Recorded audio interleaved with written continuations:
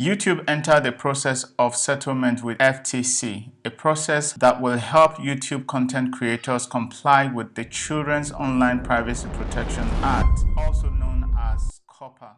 If you're a content creator on YouTube or you intend to be one, it is very important that you watch this video to the end as it borders on key changes that affect your existing and future content, potentially your monetization.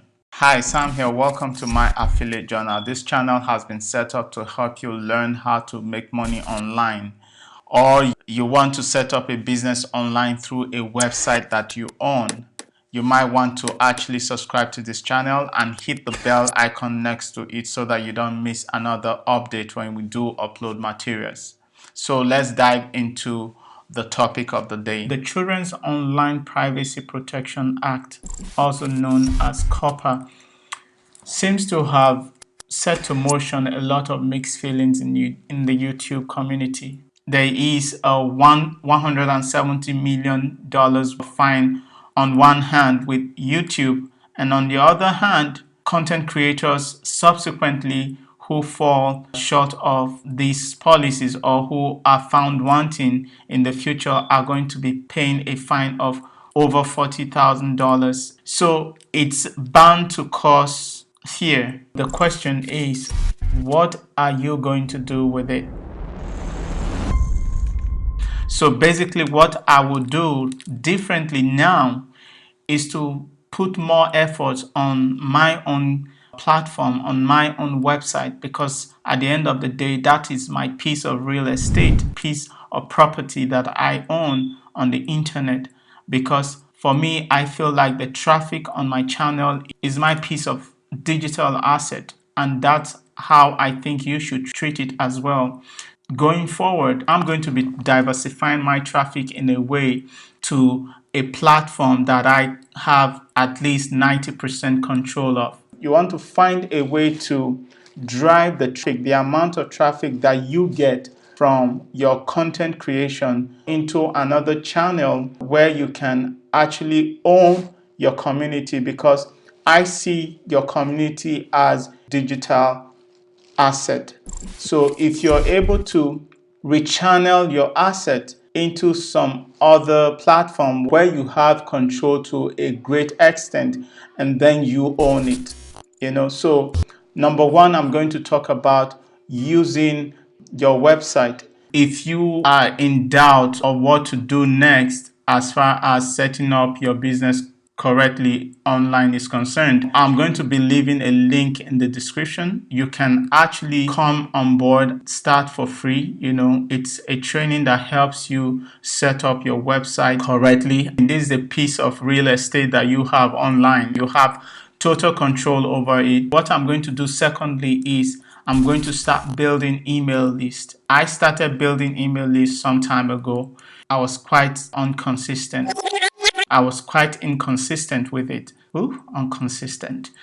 Now, this whole thing happening right now is actually pointing to the fact that I need to strengthen the need for that. Perhaps you might want to start adopting that too, because it is very important to start building an email list, because at the end of the day, that is how you reconnect with your audience. If YouTube happens to knock you upside the head, you are not left empty. You still have a list to go back to so that you can keep the lines of communication open with your audience.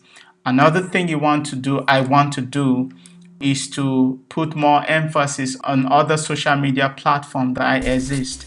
So it's just to strengthen the relationship on there. I'm not saying I'm going to do too much, because sometimes unless you have a whole team, helping you do other things, is a lot of work to actually begin to work your social media platforms, as far as diversifying your traffic is concerned.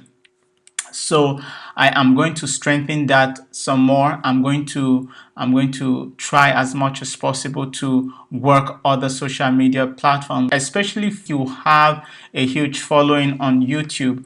You actually want to take these things and make them your regular practice.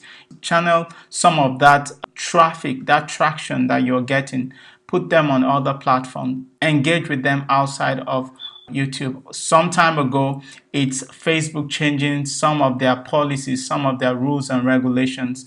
Instagram did the same thing. So there is the need to constantly diversify your traffic from YouTube to other platforms. It is very, very, very important. But my heart really goes out to those who are going to be badly affected by this new policy, because it is not easy.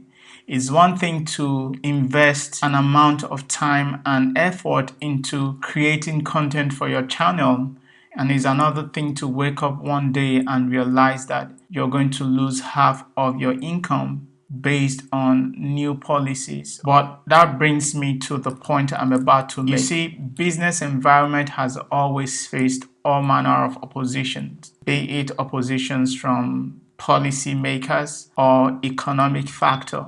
In the tech world, we are going to face all kinds of oppositions as creators of content. How prepared are you to fight whatever comes against your struggle for survival? You have to put your thinking faculties to work, meaning that from time to time you need to strategize to actually conquer certain things that will come against you as a business person. There's a lot of fear, there's a lot of anxiety from YouTube.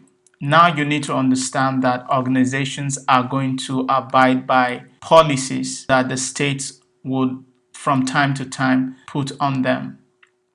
Because private corporations are supposed to live by those standards. At the end of the day, when the boat is rocked, the community people will always be the ones to bear the brunt, which in this case happens to be we, the creators on YouTube, or we, the content creators on YouTube. But the need to protect yourself, the need to diversify your YouTube traffic cannot be overemphasized. So if it resonates with you, these are the changes that I want to carry out in my channel. YouTube, in my opinion, still happens to be one of the best platforms through which creators can express themselves and their gifts. At the end of the day, the government has a duty to protect children. But hey, content creators out there, to not lose heart, to not lose hope. You may lose some money. Please don't stop creating that content that is burning on your heart, to create. So from time to time, the government will want to, revisit certain policies, as human behavior changes, policies are going to change as well. So basically, these are the things that I will do differently in this new dispensation. What will you do? I would like to have your comments in the comment section. You can suggest to me what you would do differently to just keep business running. What would you rather do in this new dispensation? This is Sam, and on to another video, and I am signing out. Peace.